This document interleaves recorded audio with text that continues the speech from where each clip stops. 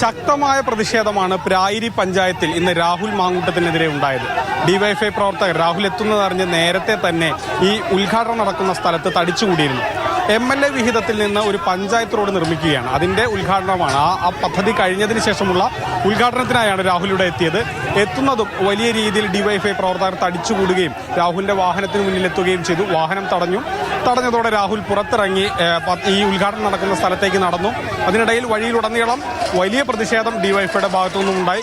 Police രാഹുലിന് കവചമൊരുക്കി ആ സ്ഥലത്തേക്ക് എത്തിച്ചു. അതോടൊപ്പം തന്നെ ലീഗിന്റെയും കോൺഗ്രസിന്റെയും ഒക്കെ പ്രവർത്തകർ രാഹുലിനെ സംരക്ഷിക്കാനായി എത്തി. അങ്ങനെയാണ് ഈ ഉദ്ഘാടനം നടന്നത്.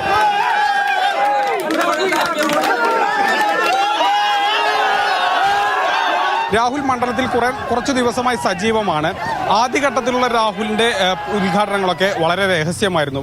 ഈ ഉദ്ഘാടനം നടക്കുന്നതിന് തൊട്ടു മുമ്പ് രാഹുൽ എത്തുന്നു, നേരത്തെ കൂട്ടി ആരെയും അറിയിക്കുന്നില്ല, അങ്ങനെയായിരുന്നു ഉദ്ഘാടനങ്ങളൊക്കെ നടന്നിരുന്നത്.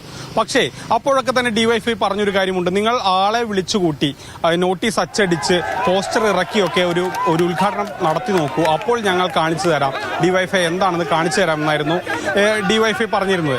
അത്തരത്തിൽ ഫ്ലക്സ് അടിച്ച് ആളെ അറിയിച്ചുകൊണ്ട് നടത്തിയ ഒരു ഉദ്ഘാടനമാണ് ഇന്നുണ്ടായത്. ഏതായാലും അതിൽ വലിയ പ്രതിഷേധം ഡിവൈഎഫ്ഐയുടെ ഭാഗത്തു നിന്നും ഉണ്ടായി. BJPയും ഈ പ്രദേശത്ത് പ്രതിഷേധം നടത്തി.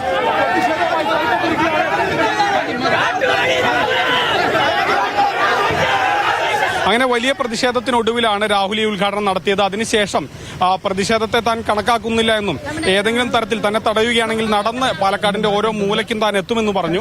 അതേസമയം ഈ ഓഡിയോ വിഷയവുമായി ബന്ധപ്പെട്ട് നമ്മൾ രാഹുലിനോട് ചോദിച്ചെങ്കിലും രാഹുലിന്റെ ഭാഗത്തുനിന്നും കൃത്യമായൊരു മറുപടി ഉണ്ടായില്ല. എല്ലാം സമയമാകുമ്പോൾ പറയും എന്ന് പറഞ്ഞ് ഒഴിയുകയാണ് രാഹുൽ ചെയ്തത്. മൽഗോഡ് സി മോഹനൊപ്പം ഗോകുൽ VS, മാതൃഭൂമി ന്യൂസ്, പാലക്കാട്.